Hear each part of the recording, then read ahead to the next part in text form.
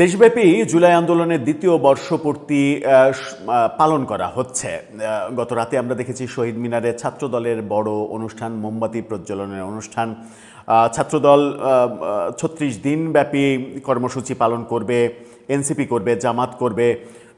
সরকারের একটা সরকারি ব্যবস্থাপনায় আয়োজন রয়েছে, সব মিলিয়ে ঘটা করে পালন করা হচ্ছে। এবং ঘটা করে যখন পালন করা হচ্ছে তখন জুলাই আন্দোলনের শীর্ষ নেতা যারা একটা রাজনৈতিক দল গড়েছিল ২০২৫ সালের ২৮ ডিসেম্বর তাদের জন্ম হয়েছিল এনসিপি, সেই এনসিপির শীর্ষ কয়েকজন নেতার বিরুদ্ধে ভয়ঙ্কর অভিযোগ এসেছে এবার একটা আবাসিক হোটেল থেকে।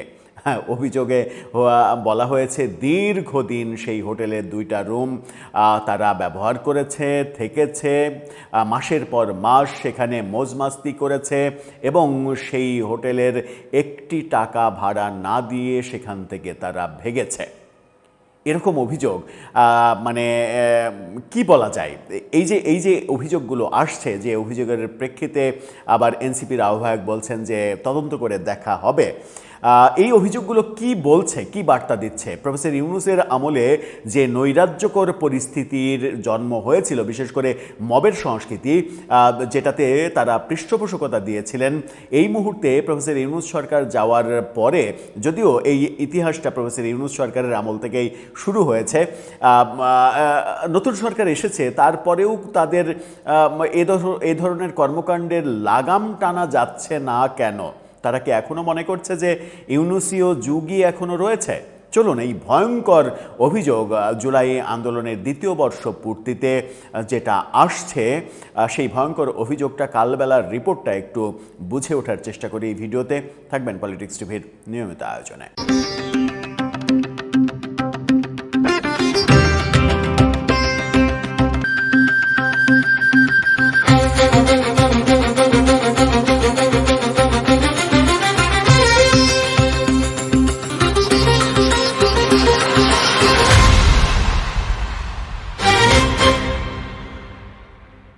দর্শক, বলছিলাম জুলাই আন্দোলনের দ্বিতীয় বর্ষ পূর্তিতে এনসিপি নেতাদের বিরুদ্ধে এসেছে ভয়ঙ্কর অভিযোগ। হোটেলে অনৈতিক কর্মকাণ্ড, মজমাস্তি, আড্ডা, নারীদের নিয়ে আসা এবং দীর্ঘ 8 মাস হোটেলের 2টা রুম ব্যবহার করার পরেও 1টি টাকাও না দেওয়ার অভিযোগ এসেছে। এই অভিযোগ এনসিপির রাজনীতির জন্য ভয়ঙ্কর একটা বার্তা দিচ্ছে। কালবেলার এই শিরোনামটা দেখে নিন। তারা বলছে 8 মাসের ভাড়া না দিয়ে হোটেল থেকে চম্পট দেন এনসিপি নেতারা। হোটেল ইয়ামিনী কর্তৃপক্ষের অভিযোগ হাইকমান্ডে, অর্থাৎ এনসিপির হাইকমান্ডে এই অভিযোগ তারা করেছে। কালবেলা যখন এটা বলছে, কালের কণ্ঠ কি বলছে দেখুন, কালের কণ্ঠের এই ফটোকার্ডটা। তারা বলছে হোটেলে রাতভর মজমাস্তি করতেন এনসিপি নেতারা।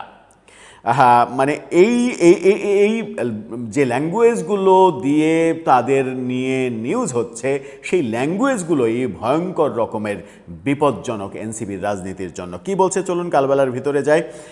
এনসিপির কয়েকজন শীর্ষ নেতা রাজধানীর ইয়ামিনী ইন্টারন্যাশনাল লিমিটেডের আবাসিক হোটেল 2টি কক্ষ ভাড়া নিয়ে প্রায় 8 মাস ধরে নানা অশ্লীল অনৈতিক কর্মকাণ্ড করেছেন বলে অভিযোগ পাওয়া গেছে।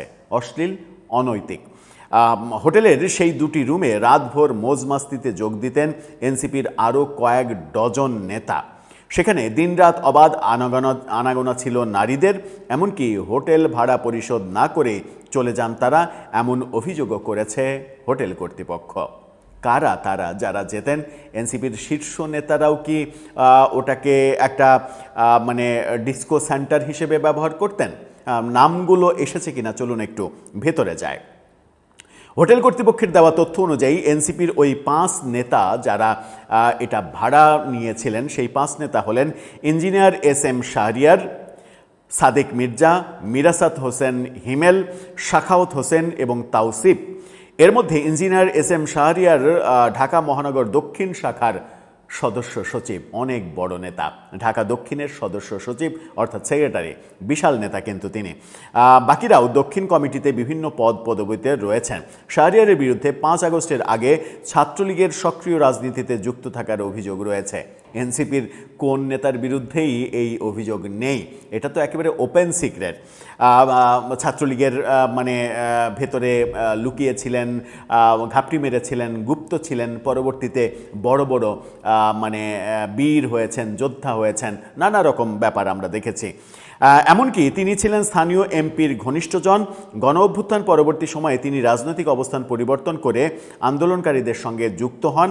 পরে তিনি ঢাকা মহানগর দক্ষিণের সদস্য সচিবের পদ লাভ করেন। এই ছাত্রলীগের নেতা ঢাকা মহানগরের দক্ষিণের সদস্য সচিব হচ্ছেন, এতে পত্রিকা এত আশ্চর্য হচ্ছে কেন?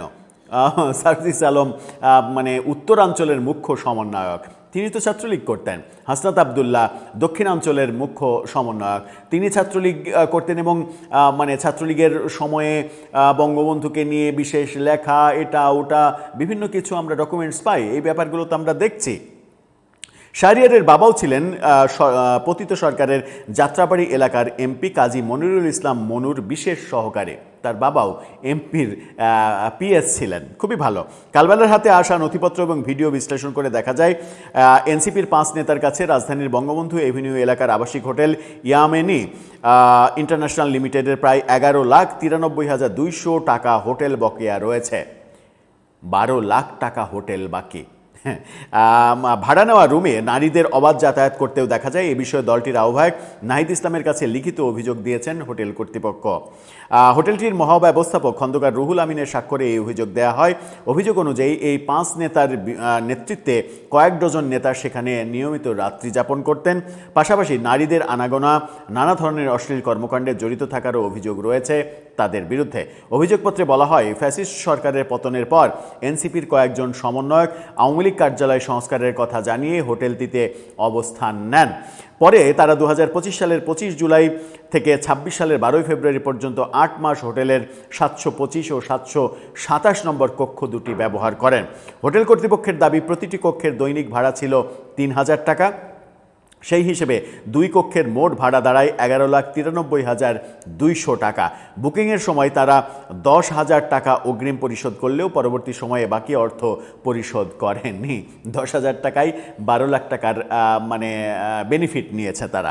অভিযোগে আরও বলা হয়, সংশ্লিষ্ট ব্যক্তিরা দলীয় পরিচয়ের কারণে সরল বিশ্বাসে হোটেলে থাকার সুযোগ পান, কিন্তু পরে বকেয়া অর্থ না পরিশোধ করেই হোটেল ত্যাগ করেন। পাওনা টাকা চাইলে হোটেল কর্তৃপক্ষকে বিভিন্ন ধরনের হুমকি ধামকিও তারা দিয়েছেন। এছাড়া অভিযোগপত্রে দাবি করা হয়, হোটেলে অবস্থানকালে কয়েকজনের বিরুদ্ধে অনৈতিক কর্মকাণ্ডে জড়িত থাকার অভিযোগ রয়েছে এবং এ সংক্রান্ত সিসিটিভি ফুটেজ তাদের কাছে সংরক্ষিত আছে। ভয়ঙ্কর অভিযোগ, সিসিটিভি ফুটেজও রয়েছে। হোটেল কর্তৃপক্ষ জানিয়েছে, দলীয় নেতৃত্বের সহযোগিতায় বকেয়া অর্থ আদায় করা সম্ভব না হলে তারা আইনগত ব্যবস্থা নেবে এবং সাংবাদিক সম্মেলন করবে।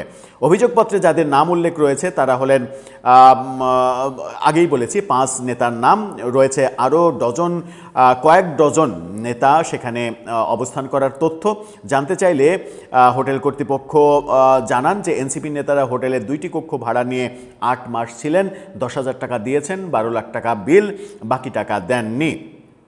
এই ব্যাপারে নাহিদ ইসলাম, এনসিপির আহ্বায়ক নাহিদ ইসলাম, তিনি জানিয়েছেন, এ বিষয়ে অভিযোগ যেহেতু আসছে, সংগঠনের শৃঙ্খলা কমিটি আছে, তারা বিষয়টি দেখতেছেন। শৃঙ্খলা কমিটি রিপোর্ট দেওয়ার পরে সেই অনুযায়ী তাদের বিরুদ্ধে সাংগঠনিক ব্যবস্থা নেওয়া হবে। এনসিপি এ পর্যন্ত তাদের নেতাদের, শীর্ষ নেতাদের বিরুদ্ধে কতটা সাংগঠনিক ব্যবস্থা নিয়েছে সেটা কিন্তু আমরা দেখেছি।